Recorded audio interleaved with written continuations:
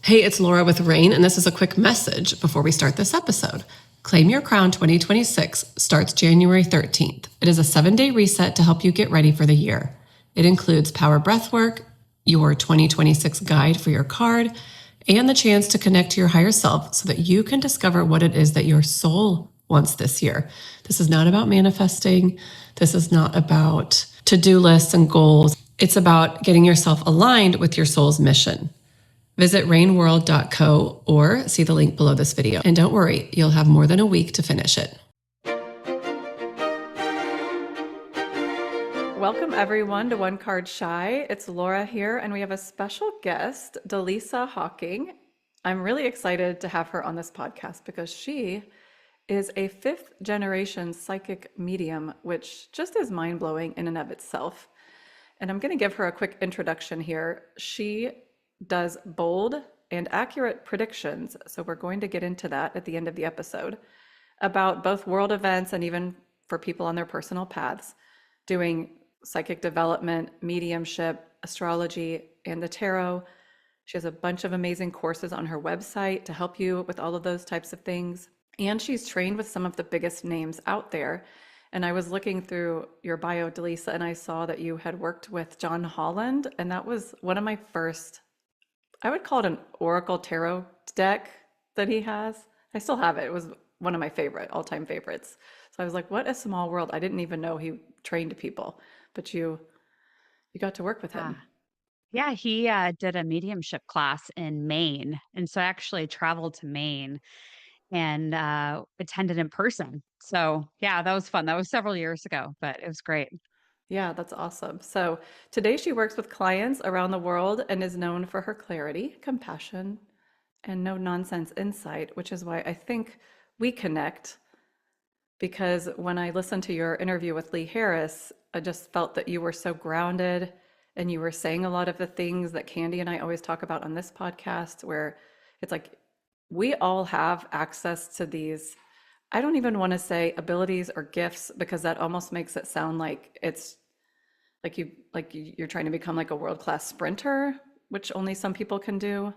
I think, we're going to be attracted to different variations. Like maybe people are more interested in communicating with pets, or maybe they just want to use their intuition to guide them in their daily lives. But we both feel that it is accessible to everyone, and it's just a matter of practicing, which is one of the things you do. You train people. Yeah, and I'm definitely not a world-class sprinter. So thank God I got the psychic abilities from my dad's side of the family. Yeah. Well, that's what I want to get into. So you tell us your story, however you want to explain to us how you got to the point where you're actually now teaching other people from being a 5th generation psychic medium. That's crazy. Yeah. But go ahead. This was not like what I had planned for my life. So if somebody would have told me 15 years ago, like, oh, just wait, you're going to be like sitting at your home office, like talking about being a psychic medium, I would have said you're crazy. Yeah, I was actually a dating coach and matchmaker 10 years ago when all of this dropped in. So I was literally minding my own business, and I went on a trip to New York to the Omega Institute, and I had gone to a workshop on the study of synchronicity and how everything happens for a reason. I mean, my story could not be more ironic. So I'm there at this workshop, and Dr. Evan Alexander was leading it. He's a neurosurgeon who had his own near-death experience and was talking about that. And so he had different experts all getting together talking about synchronicity. And all of these amazing things happen while I'm at the Omega Institute campus. I will save it because I'll be here for 5 hours. But the last night of my trip, I went and stayed at a friend's house who just so happened to have a home near the Omega Institute campus in the middle of nowhere. And so I go to sleep that night. Right after we had the phone ringing at his house, his family called to let him know that his Aunt Barbara had died unexpectedly. And I go to sleep. I don't know my friend Peter, his family. He was a work colleague and a friend, but I didn't know his family at all. I'd never talked to any of them, seen any photos, anything. So what happened next kind of blew my socks off. So I couldn't sleep that night, get after giving Peter my condolences, and his aunt came to me while I was sleeping that night. I could see her in a dream state, and it was almost like an astral plane kind of feel to it. I could see what she looked like, and telepathically, she told me, please tell my nephew I'm okay. I made it to the other side. And so then I wake up the next morning, you come like out of that fog of being asleep and, becoming awake. And I recall what happens. And it was like the life-changing moment, right? So I go to the kitchen, and luckily my friend Peter was pretty open to all this stuff. I said, listen, your aunt, who just passed away hours ago, came to me last night while I was sleeping. And I'll never forget. He turns to me and he goes, what did she look like? Like very stoic. And I now, in retrospect, realize it was like my first test. And so I describe her hair and her facial features. And he's like, yeah, that's what she looks like. I said, okay, well, listen, she wants you to know she made it to the other side. She's okay. Then I was living in Texas at the time. I flew back to Texas, just my mind going a million miles an hour about what had just happened, realizing even then that everything had changed. So, I still had the company, dating and matchmaking company. I was also working at a business school in Texas, and I started channeling for people in the middle of my living room. And I'd get them on like a text or an email, and I'd say, hey, can I channel for you? Like, don't tell me anything that's going on in your life right now. Pick people that I knew would be open to it, but people I didn't know that like the details of what was happening in their life at the moment. So because I wanted to test this. So I needed it to be kind of the best kind of beta test that I could in the beginning. So I did that, and they would say, yes, go ahead. So I would just put in headphones and listen to high frequency binaural beat meditations. And I'd write their first name at the top of a piece of paper. And I would just say, show me what I need to know. And I would hear it. I would see it. I would feel it. It was like I was a sponge soaking it in from all directions. And I'd write it all down. And then I would get on a phone call with them. And I would say everything. I said, don't tell me anything until I give you everything that I wrote down. So I'd go through all of it, and they'd say, how did you know that? Like, nobody knows that. So I went to this retreat, you know, so that's how it all started. And then I started learning how to read oracle cards, and then getting into, channeling even more, and archangels and tarot cards. And I mean, it just mediumship, it just kept growing and growing. So that was 10 years ago. But it has been the journey of a lifetime. I'm sure. Well, did you know? So at the time, were you aware of your family's history? Oh yeah. My grandmother and I would sit in her living room and talk about all of her ESP, her extrasensory perception, like all the predictions that she was getting. She would call me Lisi. So she'd say, Lisi, I'm getting ESP. And we'd talk about it, what she was getting. And then she, with her own physical eyes, I see ghosts and spirits and mediumship. I see it like a daydream, but she could actually see it with like her physical eyes, like what their clothing was and what color it was and who it was. And so we would have the most incredible conversations. And interestingly, my gifts came in as she was getting closer and closer to the end of her life. So it was as if she was transferring it over to me as like, I've done what I came here to do, and now I'm passing the baton. It is your turn. So it didn't catch me completely by surprise 10 years ago, but I still didn't have it on my radar at all. I was not doing any kind of psychic readings before that. I would get intuitive nudges here and there, but nothing to the degree of the one night and how it flipped everything on its side. Right. So you were just open to it at that moment. And then, well, okay. So I have a question for you. So this podcast is called One Card Shy. Candy and I grew up in like the opposite, just completely normal. I actually grew up Catholic, none of this was on my radar at all as a child. So we both have always felt like there's this point in time when you start to get into this stuff and you're kind of like, I should be careful who I'm telling about this. Maybe it's that, witch wound of like being burned at the stake, some other part of your previous lifetimes. But I'm wondering if, given your family's background, have you ever felt like you were one card shy? Like you were just a little bit like too out there and I maybe have to be careful of who I talk to and I can't believe this is really happening? Or did you kind of be able to bypass through some of that because of your experience as a child? Ooh, I wish I could say that there was nothing that ever happened in 10 years that was hurtful or I remember I remember sitting in my living room in Texas and going, okay, I have to tell people like this has become like too much of my life now. And I'm now being paid for readings. Like I should tell people. Remember, like I gotta go on social media and like make the post, right? Like maybe a lot of us have been there. Like we had to make a post about something. Well, this was my coming out of the psychic closet post. So I remember that there were two different people that one was an ex who sent me a salty message about, well, if you're so psychic, then you should tell me what's happening in my life next, blah, blah, blah, blah, blah. I'm like, get lost. There's a reason why you're an ex. And then the other one was family member who sent me a message and said, I had a nightmare where you were basically in this cesspool of demons and they were, I'm paraphrasing now because it's been years ago, but they're like basically eating your soul. Okay, cool. Thank you.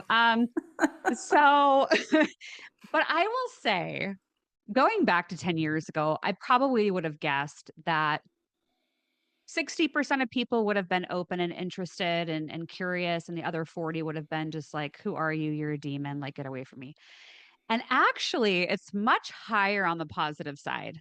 So I would say most people are nice. I'd even go 95%. And so that 5% these days are mostly the trolls on Mhm. social media that just feel like they can say anything because they're hiding behind their keyboard. But they can be just downright cruel in the comments. But most people are kind. Yeah. Okay. Well, that's good. And I'm sometimes wondering, are they real people that are commenting? I mean, you don't know. That's why it's Yeah, like they're there's no point in getting terrible. attached to it. Yeah. Yeah. Yes. So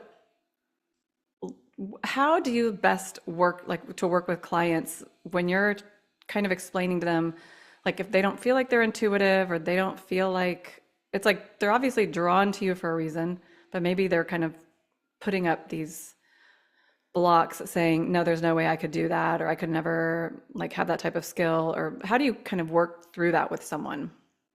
Yeah. It's a great question because I get a lot of students from all over the world that they're drawn to me, I think, because they feel the nudge. Like they feel like there's something more, but they maybe haven't put their finger on it exactly. And so students come to me pretty young in their psychic journey. But I think it's amazing because it's so fun to see them like bright eyed and curious and like they want to learn. And the first thing I usually say to them is you have to get out of your own way. You have to, because if you don't, you will be blocked between you and getting more intuitive or psychic downloads. So what we believe we are, we are. And so if it's okay, well, I can't really do this. Who am I? Like spirit would never come and talk to me. You get to be right. It means like you're not going to go very far with the psychic messages because you're going to shut it down like every time it tries to come in. But I talk a lot with students about raising frequency, raising their vibration, and how critical that is. I think it's actually the main ingredient in being able to connect with spirit. And so, if somebody has a willingness to do it, then I think that's kind of the biggest hurdle to get over. And once they say yes, then it's like, okay, well, here's what I've learned, and here's like the best ways to do it. But it's not that hard of a process, but I think it's more the troubleshooting that becomes really handy. because somebody may be afraid, like, oh, well, if I do this, is my abusive father going to come in and want to talk to me? And so that's really important to talk about with like psychic hygiene. Like, how do you only let certain people or spirit or energy in, and how do you safely either block or remove energies that you don't want coming in? Because frankly, what I've seen is what comes in is going to match your energy.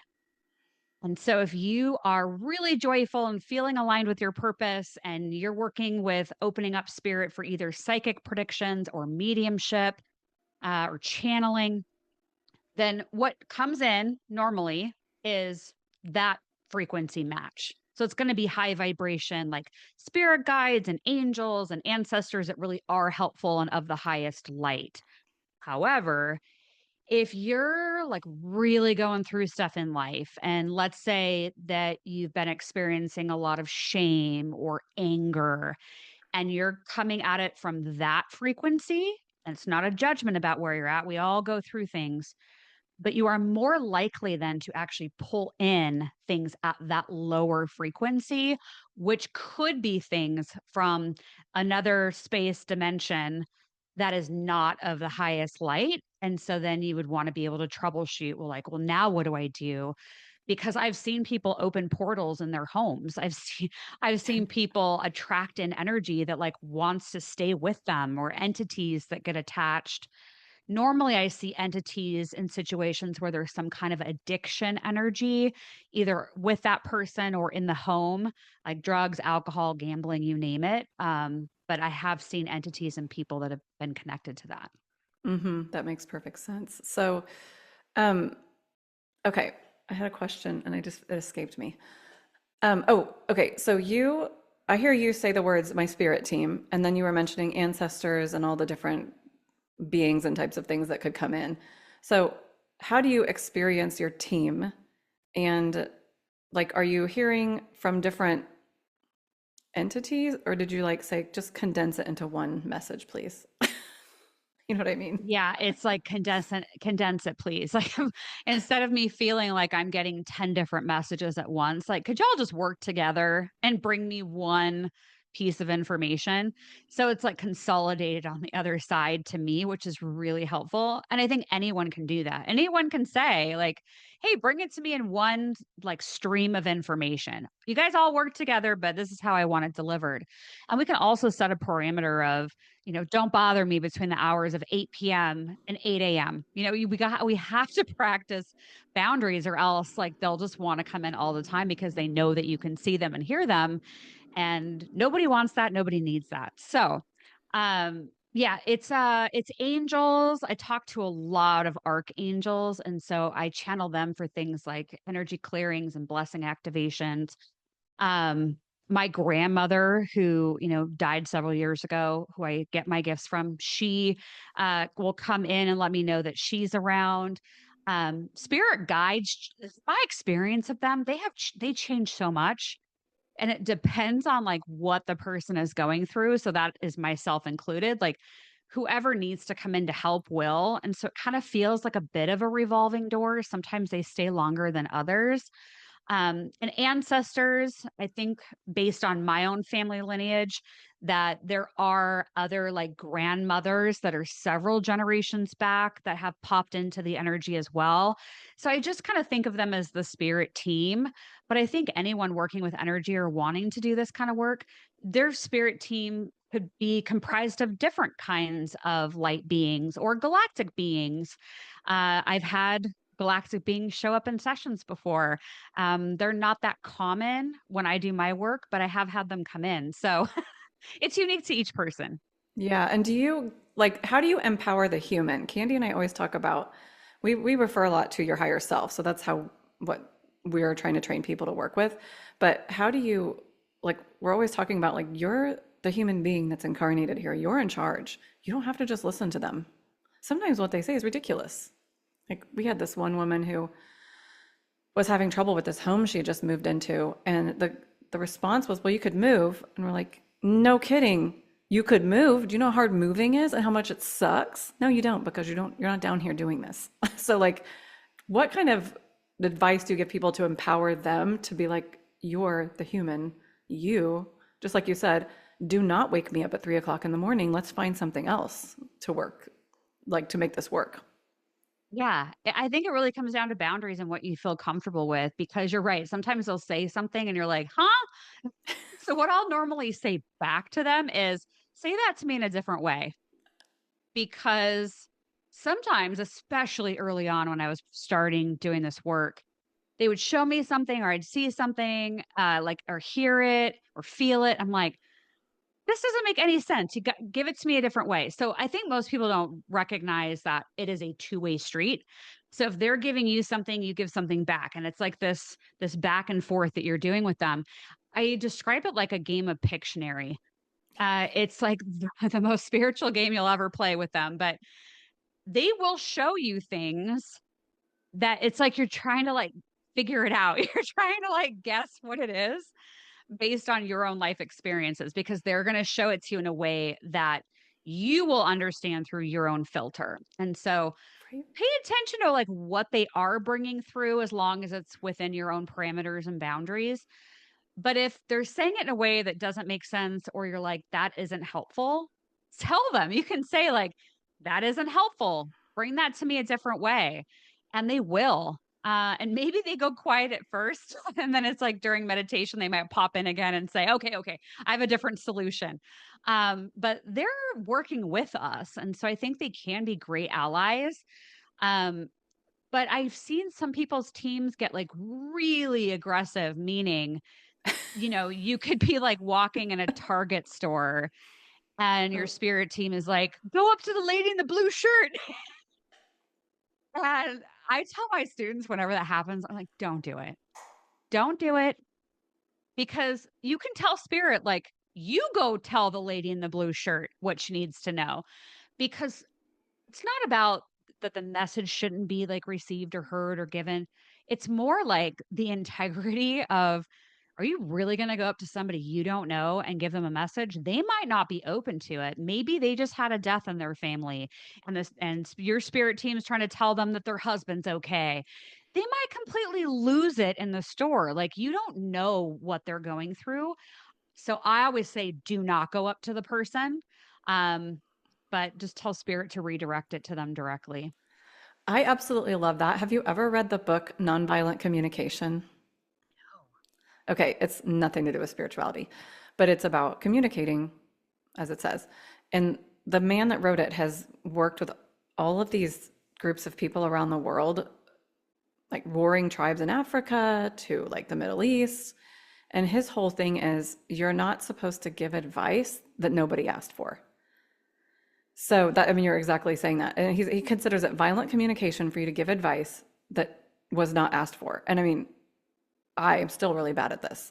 You try, but it's like, you might even say, I have an idea. Would you want to hear it? That would at least be an opening versus just telling someone. So that's, I mean, that lines up with that perfectly because it's like disempowering, first of all.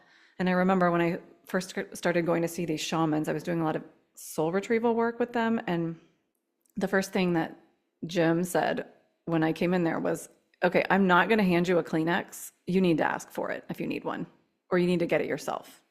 Because even the act of just like handing someone a Kleenex is like, oh, like it's like a power dynamic shift. So I'm really conscious of that. And I think that's amazing because first of all, I'm like, I did not sign up to do that. So I've never gotten that. Like, go tell that person, that random stranger. And I just know there must be something about, I didn't even have to say it, but I was like, it's never happened. And I know that they must know that I would be like, absolutely not. I am not doing that.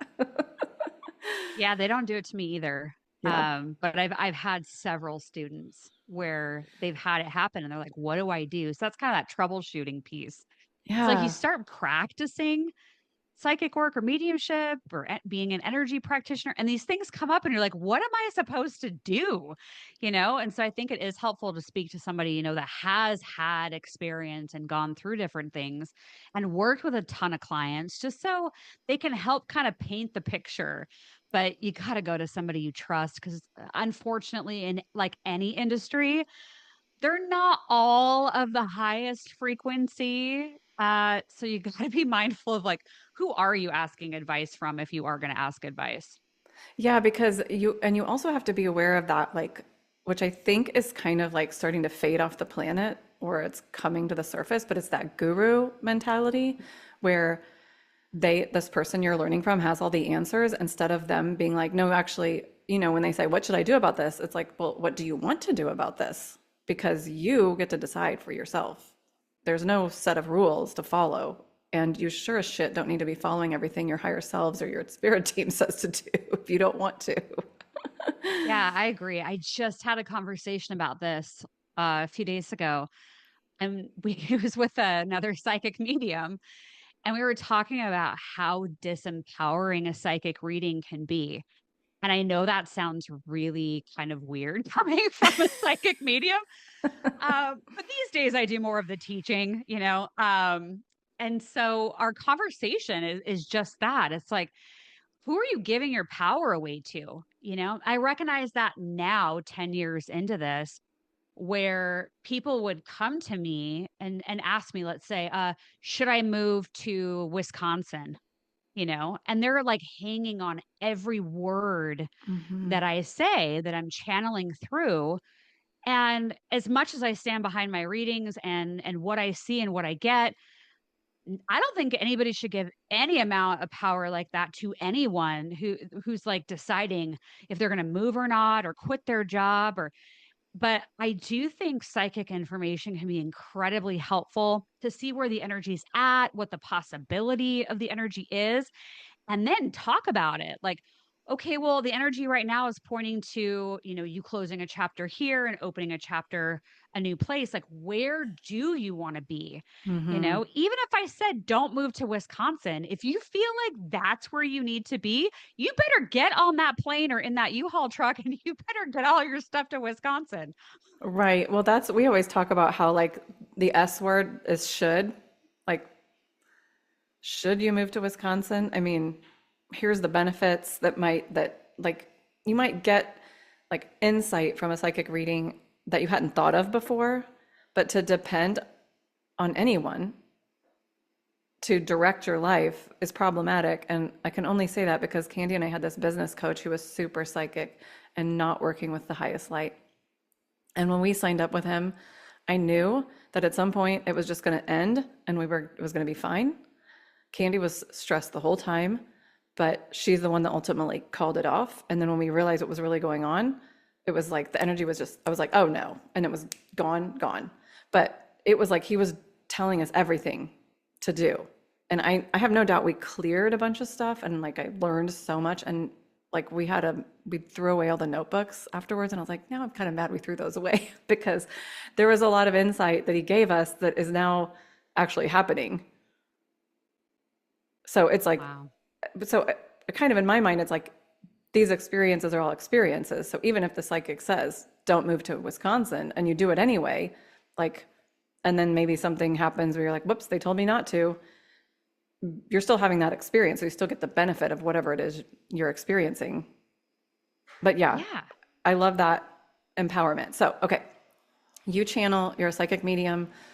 What like these are like to me those like big time things that you have a career around or you can't have a career around. How do you work with people or how do you see channeling and like psychic mediumship different from just like day-to-day intuition for people making their day-to-day and decisions in their own lives? Yeah. For me, intuition is like the nudges we get inside of ourselves that give us a warning, usually of like danger or yes or no, or, look out for that person. They might not be, having your best interest in mind. So those typically will feel like shorter kind of nudges that drop in, or just this knowingness that you have, your gut, telling you something. And then sometimes it'll persist. It might come back like the next day or the next time you see that person. So those are just kind of drop-ins during your daily life. So working as a channeler, a psychic medium, those are more like, I am going to turn this on. I am going to focus into this. I'm going to lean into the frequency and I am on some kind of data fact finding mission of sorts. Because I'll think of channeling of like, okay, I'm going to do an energy clearing and blessing activation. I'm going to work with archangels. I'm going to start channeling it. So I'll go into that higher frequency and see which archangels are there, which ones are stepping forward, and they will channel through me what they're doing to do the energy clearing and the blessing activation. Psychic work is more the predictions of, what's coming. Those I think are a very kind of light, fast moving energy compared to mediumship. But psychic work, I also consider channeling because I may go in with a question of, show me what's happening with World War III. And I will go in using the same technique that I do for just channeling archangels, for example. But I will have that question as my focal point, and then I see what it is that's coming forward through thought, through sound, through feeling, and visuals like little mini movies and photos. Um, and mediumship is the heaviest of all of them, and it may have to do with just the feeling of grief that people carry, and working with that frequency. But mediumship, in my experience, is actually even a higher frequency than psychic work. It's like you have to get even that much higher in order to be able to actually communicate with somebody that has passed on, including pets. um, I have found it to be one of the most rewarding parts of my career so far, is being able to provide the messages and confirmations of people that have passed away.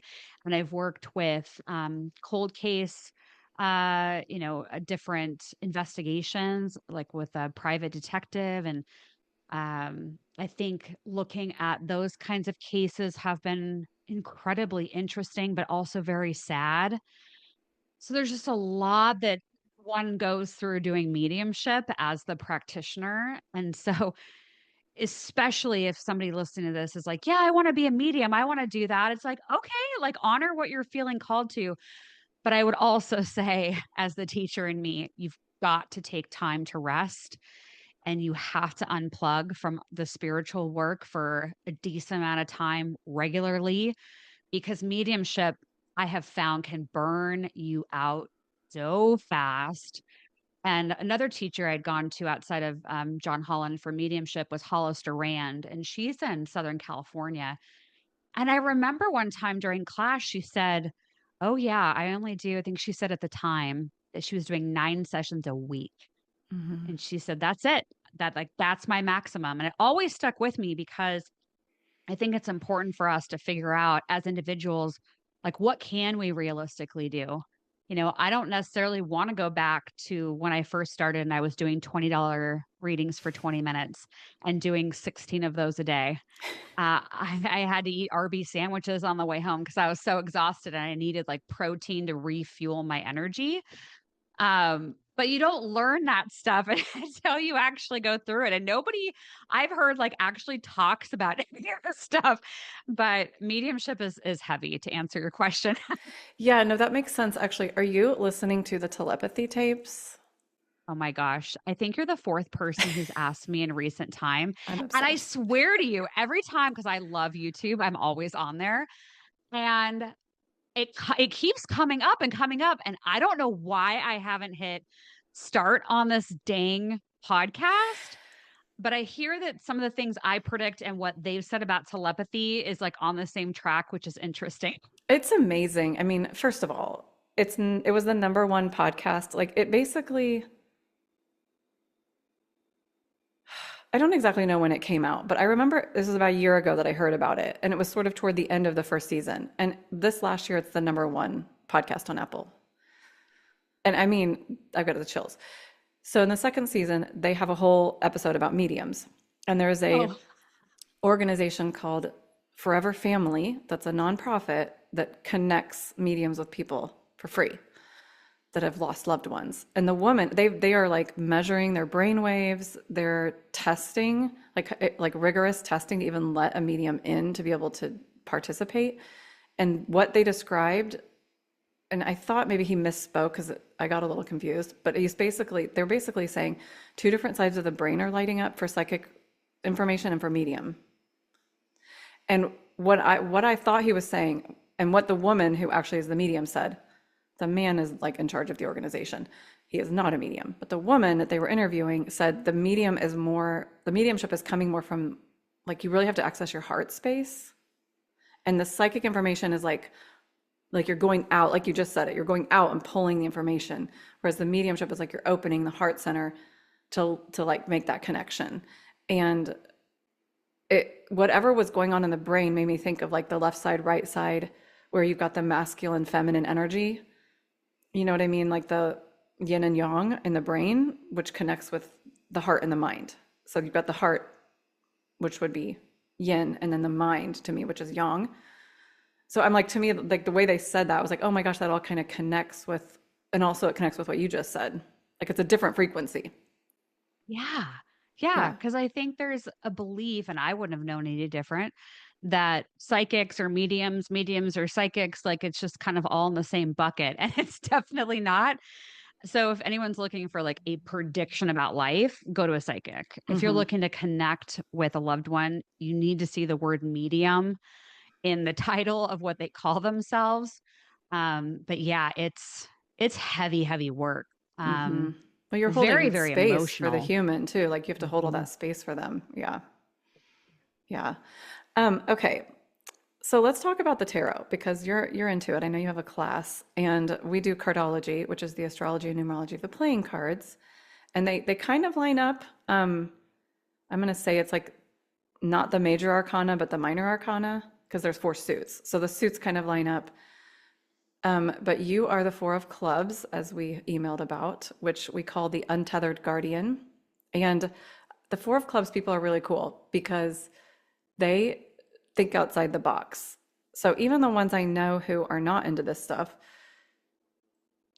they're super kind and they're super like big-hearted, and then they might like, have a regular job, a regular family and all that stuff, but they just do not think like other people. Not in a bad way, but they're just open-minded, even though if you think about the traditional rules of the cards, which is the four is a box and the clubs are mind, like you would think your mind is boxed in, they actually are just kind of the opposite of that. So they're kind of like the one really good friend of mine has been a nurse practitioner forever and was like fostering infants and stuff like that. And so the guardian is very much there. So how do you experience the untethered part, which I think we probably have already established, but how do you experience the guardian part?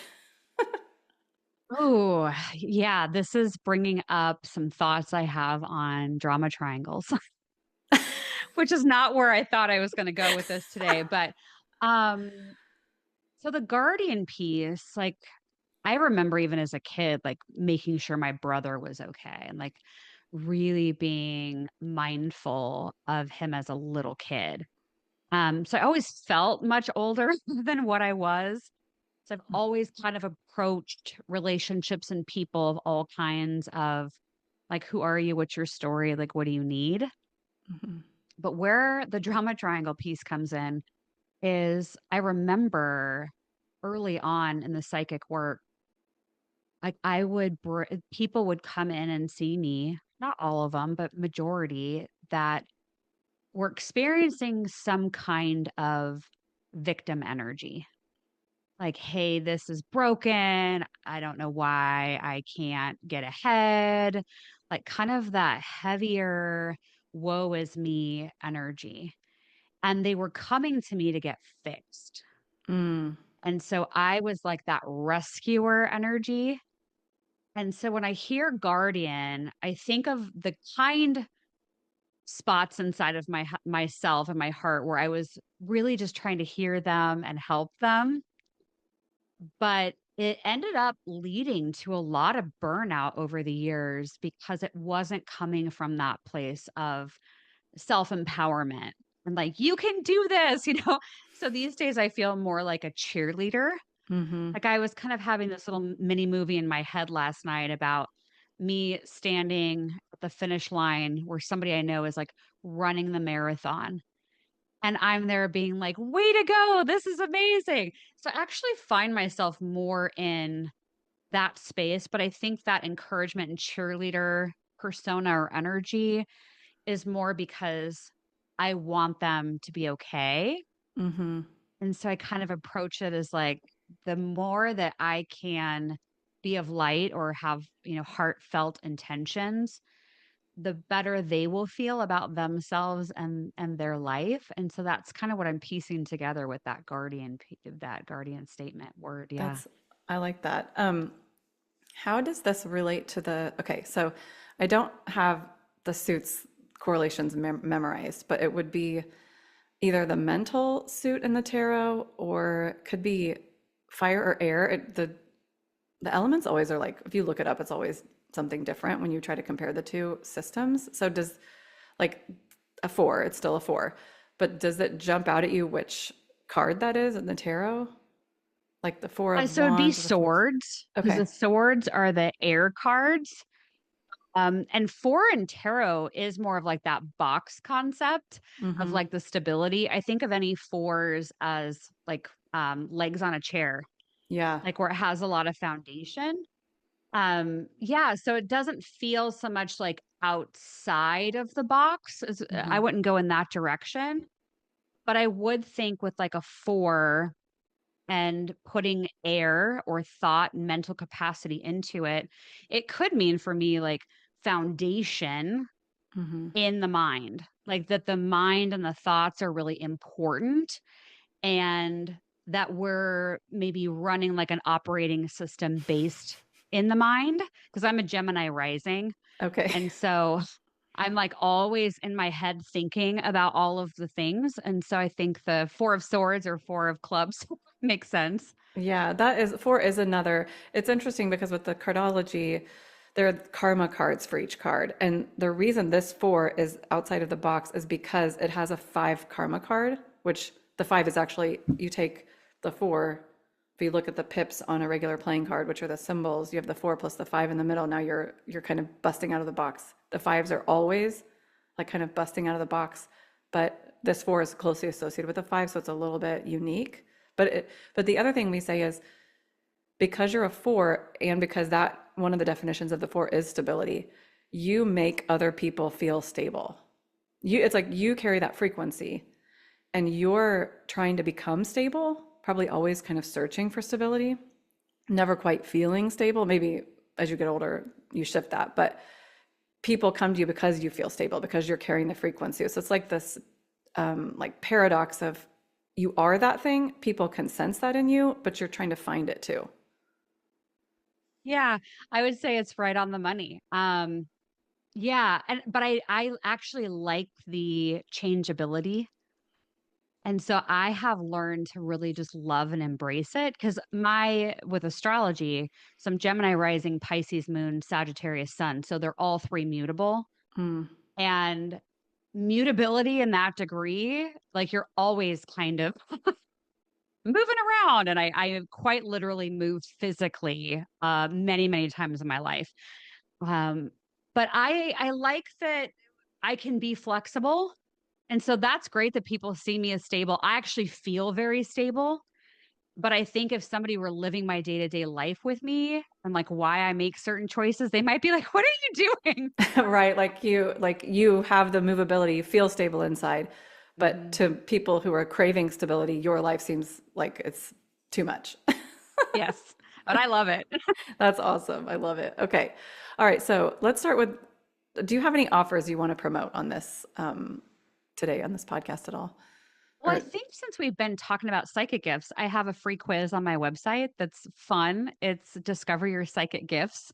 And so anybody can go on there and take the quiz, and it will let you know what your primary psychic gift is. And so that's over at spiritandspark.com. And all my classes are over there too that you mentioned. So I appreciate that. And they can check it out. They can always reach out to me through the website if they've got a question about the classes or I get a lot of questions about sessions. I always say, like, just add yourself to my email list and I'll let you know if any open. But these days, I just love teaching so much that Mhm. that's kind of my passion and where I'm at with it. So, yeah, check it out. I'd appreciate it. Okay, awesome. And then, so I have been hearing that 2026 is going to be a crazy year. I've heard it from a bunch of astrologers, like Western astrology, Vedic astrology, people that don't do astrology but do predictions, that we're like in this intense time period, like in a good way and not a good way, it kind of seemed like. So first I want to hear what you've been hearing, and then I want to hear what your channelings have been saying, and then we can do one, do like a prediction or do a channeling Yeah. after that. Yeah. So a lot of people that are in my circle of spiritual practitioners, and then also people that I follow their content, there there's a lot of consensus that 2026 is going to be just as intense, if not more, for 2026. Um, I also feel though in that there's going to be a lot of opportunity for people. And I do think that the spiritual industry is going to really start booming in a big way because there's going to be so much chaos that people would hear about on the news that it will get individuals really questioning, like, who am I? Why am I here? Which, past life, um, Akashic record reading has been really, really helpful for that kind of searching. Um, but I do think that we are going to experience a lot of ups and downs as a collective. Um, Earth is also shifting and purging. And so I think we will see some of the biggest natural disasters that we've seen in modern time because of Earth and her frequency. So things like earthquakes, and kind of think of it as like purging and like the energy shaking. So it can also be more volcanoes or rarities that are happening with volcanoes. Um, but everything is up for dismantling. So channeling through, they've showed me a lot around how this is the period where all of the systems are collapsing. And it's like every kind of system you could think of. Education, real estate, healthcare, uh, all of it, government, federal government. And so that could sound scary to a lot of people they don't like change, or they like how it was, 25 years ago. And we're not going back there, but we are going to be able to create the new space that we live in. I've channeled also in about how people are going to live differently, meaning how multi-generation will live together in homes more frequently than they have been before. Um, I think the thought of like owning a home feels very like old system related. So I think even that is going to shift. I remember Spirit telling me personally, like, you got to buy a home and you got to buy it now. So I could feel like just the shift around interest rates, loans, housing, the availability and pricing of housing. So that's all up for rebirthing. But yeah, there it's like you name it and it happens. And so spirit is shown like it's like layers where it's not just this natural disaster happened. It's not like, oh, that world leader passes away. It's not just like one thing. So I think over the next year, it could really feel like we're getting it from all directions. And so the peacefulness you hold within yourself and the self care practices, meditation, journaling, walking in nature, cuddling with your dog, your cat, your rabbit, whatever you got at home. I think those are the things that will protect our sanity for the most part in this coming year. But there's so many people out there that are not awake and Mhm. they don't really realize what's happening. And that is what's going to cause a lot of the chaos. And so then it's the mix of the people that are awake, the people that are not awake, and out of the ones that are not awake, who wants to learn and awaken and who doesn't. So there's just going to be so many different, yeah, spirits even saying in my ear right now, like it's going to sound like shouting, like it's going to sound like that frequency of people fighting. But the good news is we don't have to go into that frequency. We may see headlines if we're watching the news, but I think pulling away from a lot of mainstream news alerts or getting news alerts that keep popping up on our phones, I think it could get to be too loud in the next year. But I also think if you're staying within yourself and you're doing the work and you're working through any of these lower frequency emotions that are coming in and healing those, I actually think you could manifest and create a lot of amazing things in the year ahead.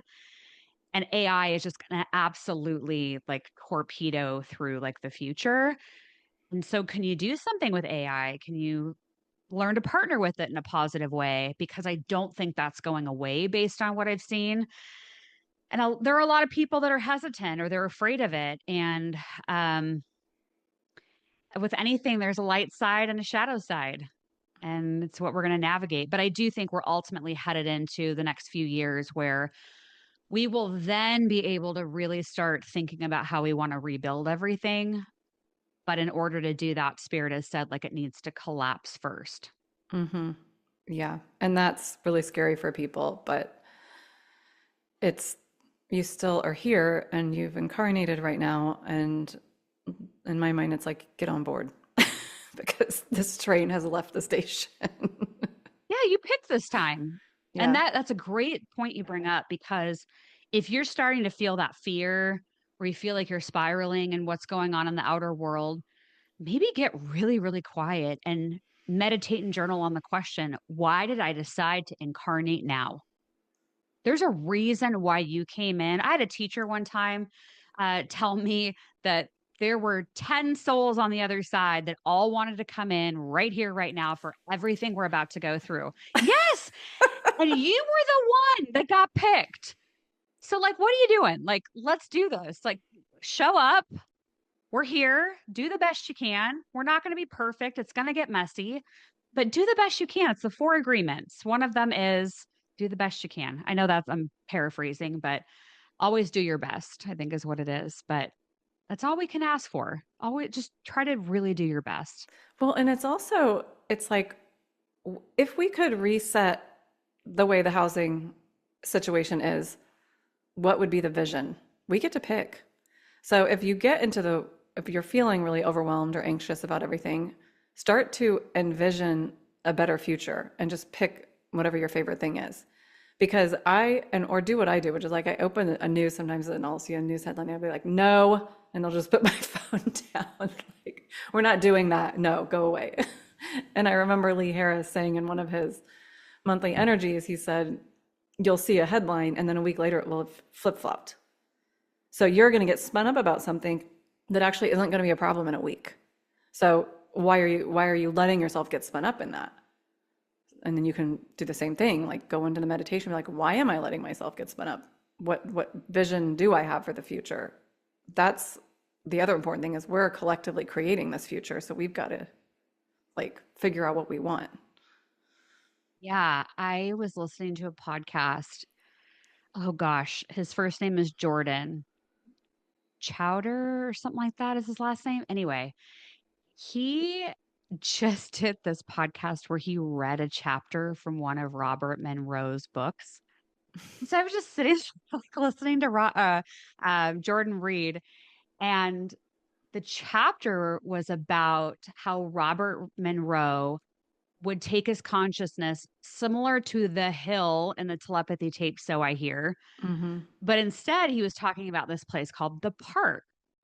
And the park is like where you go on the other side where people are helpful and helping you get like integrated. But this whole chapter also discussed how Robert Monroe was uh, talking to these different spirits on the other side and how they are creating their reality over there. They're And also so creating their reality. like there was somebody that there was an example, I'm probably going to butcher this, who was a doctor on Earth.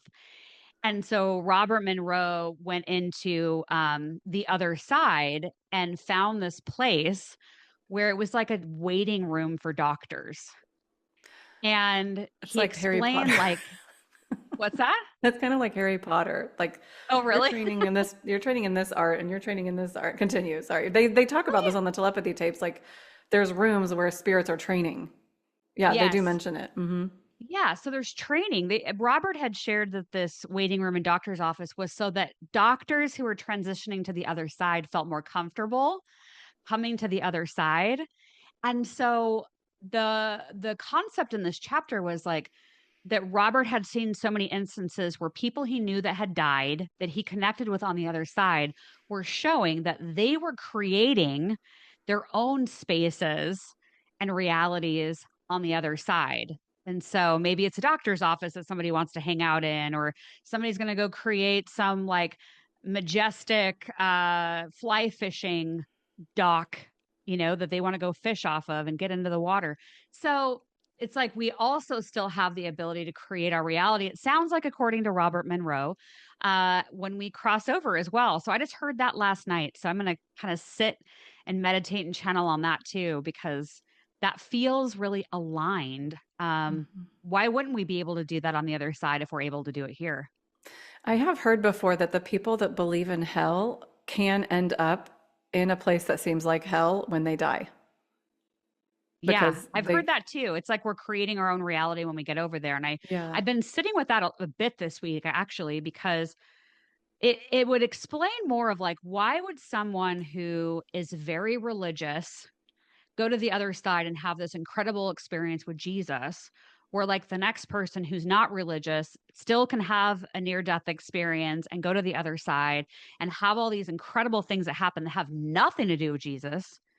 So it's like, I think, and I believe in that chapter that I was referring to out of that book, that there's also this belief where like whatever you did anchor into with religion or no religion or hell or whatever that is, that you can co-create that and make that manifest when you get to the other side as well. So our beliefs, our thoughts are obviously incredibly important.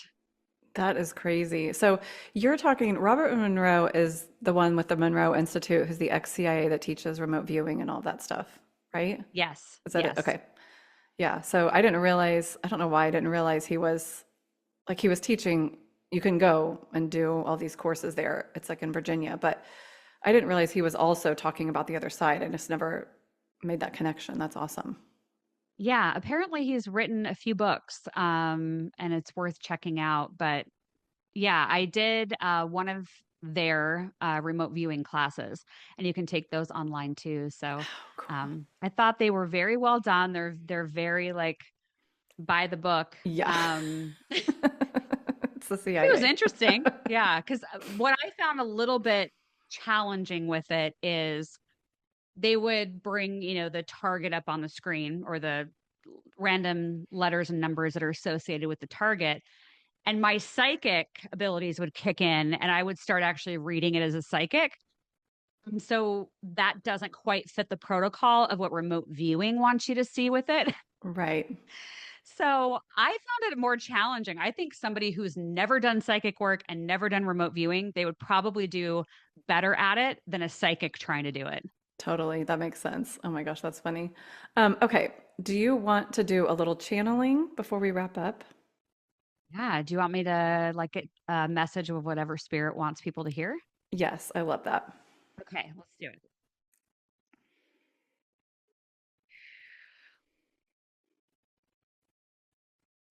All right, spirit team, let's go ahead and please step in and get really close to me. And I'd like to bring forward a message that is of the highest frequency, dimension, and light for everyone enjoying this episode today. What do you want them to hear?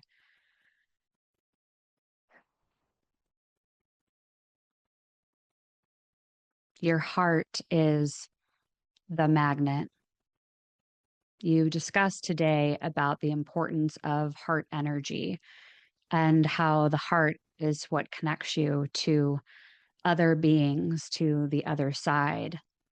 Your heart is where the real depth of energy lives. It is the magnet that creates the life that you see around you. It is also correct that your thoughts also create your reality. We ask that the humans consider the connection between their hearts and their thoughts. In order to manifest the life that you would like in 2026, the life you would like today, it is important to get your mind and your heart connected like a chain link together, working in tandem to create the reality. You must think the thoughts clearly, get specific, detail out what your new reality looks like, feels like, smells like, and then drop down into the center of your heart as if you are breathing in and out of your heart space. Check in and ensure that your heart is on board with the vision that your mind has created. Is it interested and curious about that reality? Is your heart on board?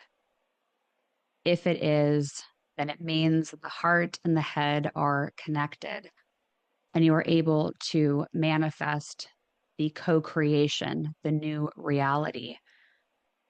And as you have that vision of the new reality in your mind and in your heart, also go within and ask the deepest part of yourself in this incarnation, am I worthy of having this new reality? Listen for the quiet yes and feel that yes go through your whole body from head to toe, turning on that yes energy into each one of your cells, breathing in the yes and feeling that go through your entire body. Now you have activated your body towards this new creation and reality. And from the center of your heart, allow a golden ball of light radiate and get stronger, growing it until all of you is inside of this golden ball of energy. This is more of the magnet that will bring the reality to you. Remember to show up for yourself, for your loved ones, for your community. There isn't anything that you can't get through. And so remember that you are co-creating it with the universe and with other souls who are incarnated now. This is no accident. You will be an architect of the future.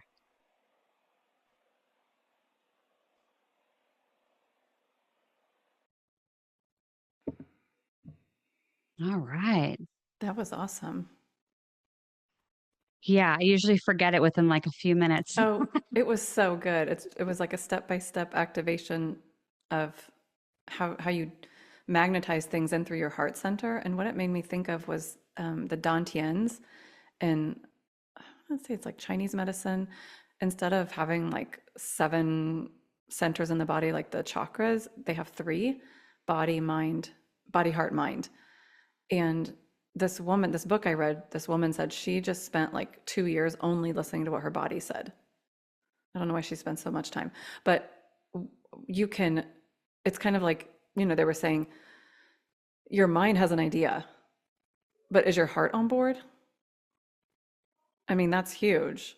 And then they asked to ask yourself if you're worthy, and the only answer you let them have was yes, that they let them have was yes, because I also think that's important for manifesting, is that you also have to believe, you have to be like on board with believing that you can have that. So then you're doing that filter too, you're checking through that too. It's really good. That was really good. Thank you. Yeah, they're amazing at what they bring through. And sometimes it's like very practical things about like, oh, AI is coming and you guys are going to have a choice point. And like, so some of it is like very urgent.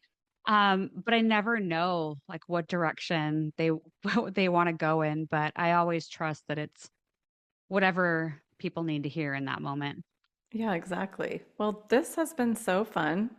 Thank you so much for joining me on this podcast today. And you can find Dallisa again at spiritandspark.com. And she has a YouTube channel. And are you on Instagram? I've seen you on Instagram. Yeah. Oh yeah, lots of content on Instagram and Facebook. I do a lot of reels, and make predictions on there. So yeah, check that out. All right. Well, thank you so much. Thanks, Laura.